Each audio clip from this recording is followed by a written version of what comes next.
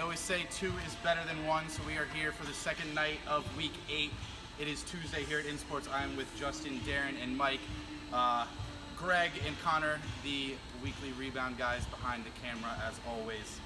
I just got here a little bit late, so I missed the first game, but I caught a little bit of the second game here tonight. Why don't we just start right there? Close game, came down to the final 2 minutes. Ends up dinner serve hangs on 76-73 over the Young Kings. Looked like they had like a 10-point lead most of the third, fourth quarter, and then the Young Kings sort of went on a run there, but dinner serve was able to hold them off. You want to speak to that a little bit? Well, I thought it was great how dinner serve held them off by making their free throws. They shot 12 for 16 at the line, and in this league, doing that is a huge accomplishment. If it wasn't for that, they'd have no chance of holding on Young Kings. They had a huge second half, big rally, but dinner serve ended up holding them off. Yeah, and I think, like you said, wins are so hard to come by with playoffs coming right around the corner, having another win. Young Kings, I feel like, one of those teams this year with just like a couple of really close games that didn't go their way. We'll see if they can, end on a high note next week. We'll throw you a bone. Nothing easy, big win tonight, 79-57 over above the rim. I missed it, unfortunately, but I heard you guys did great. Yeah, I mean, we didn't want it to be a trap game playing a weaker team like that in Shocker City next week. We were like, let's just take care of business. We wanted to get the ball and run, easy buckets. We were hot. Brian Lilly had a great game, went off. Joey Capobianco played great. Mike Cesuri too. It was just a good team win. And you said you get Shocker City next week. So speaking of them, a team that stays red hot, they beat up on the Blue Devils this week, 110-77. Typical Blue Devils performance or a really good week from Shocker City? Yeah, I think it was another good week for Shocker City, but credit to the Blue Devils. They really played up to Shocker City's speed.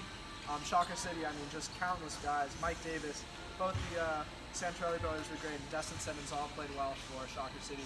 It was my first time really watching them. They pushed the ball so fast, and credit to the Blue Devils again. They really did match the pace, but it's just tough to stop the depth that Shocker City possesses.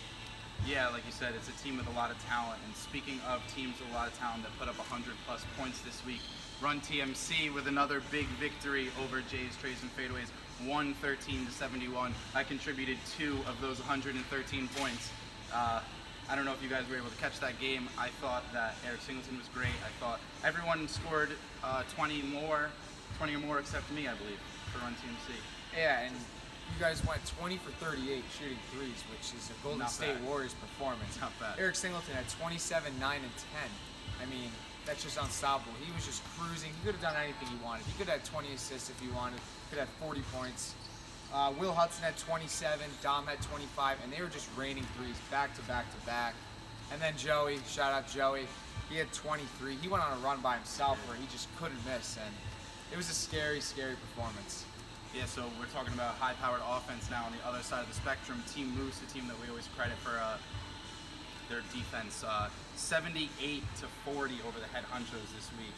Now we know that Head Honchos have Brett Cody can score a little bit. I didn't get to catch that game. Were they able to sort of keep him quiet?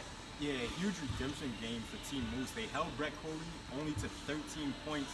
They held the Honchos to only 28% shooting from the field and 25% from the three-point line. 26 total team assists for Team Moose. They definitely bounced back in a must-win game for them. Yeah, and speaking of must-win games, a team that is sort of now having to figure it out with the loss of Russ Payton for the rest of the season, the Throne, big win over Sportslook, who, as we know, you never know what Sportslook team you're going to get. You might get 4 guys, you might get 7 guys, but you always know you're going to get a physical team. And that's a big win, I think, 64-59 over Sportslook, like I said. Are they starting to sort of figure it out without Russ on the floor? Yeah, I mean, I just want to touch upon Sportslook. They really grinded. I mean, it was back and forth. They were up 2, down 2 the whole time. I mean, the Throne could never pull away. Every time you thought they went on a little run, they just came and hit a big bucket. The Langstons, 21 and 17 apiece. I mean, that's a scary, scary duo, and that's a duo I would not want to mess with in this league. Yeah, I think that people forget that this team still has a lot of pieces, and that come playoffs, that's a team that you don't really want to see if they're maybe like a 6 or a 7 seed, Speaking of other teams, high-powered, towards the top of our rankings, our last game of the week, Rim Breakers and Nick Strong. Sort of an interesting playoff preview of sorts. 2 teams, I believe, with 1 loss each coming into the game. Rim Breakers end up winning 78-73. What did we see from that matchup? Yeah, that was a great game. Nick Strong is definitely improving since they had, a little a little ups and downs earlier in the season, but rim breakers, they're definitely asserting themselves as one of the best teams in the league. Kayvon Turnbull, 10 points, 11 rebounds. Not so much of a great scoring game for him. He was a little bit injured, but he definitely put on a great performance, as well as Gerald McLeese, 24 points. He's definitely taking a role as one of the best scorers on the team so far this year. Now, I'm going to put you guys on the spot a little bit. We have 1 week of the regular season left, week 9 next week. What team needs a win to get a little bit of momentum switch? Which team in this league do you think right now really needs to look at week 9? It's like we need to sort of turn things around. This is our starting point to sort of head into the playoffs. I'm going to go with Sportsook. I mean, they've been trying to figure it out all year with getting guys, not having guys, having 3 guys, 4 guys, 5 guys. I mean, I want to see them come out with 6 guys. I want to see them get on a roll, which they're capable of. They play some good teams tough, like the Throne. That would have been a huge win for them. Oh, yeah. I want to see them have a full roster, and I think they can make some noise in the playoffs. I got to go with Nick Strong. I think they're totally capable of it, but their inconsistencies keep weighing them down.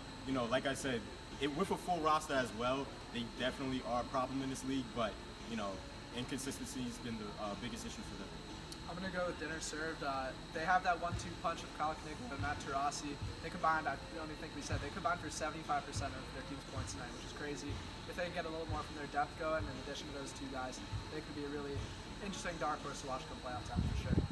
Well done. It's not easy to put you guys on the spot there. Not even rehearsed at all. Well done. For Justin, Darren, and Mike, I am Tyler. We will see you next week for the last week of the regular season. One last tune-up before the playoffs. Take it easy. See you next week.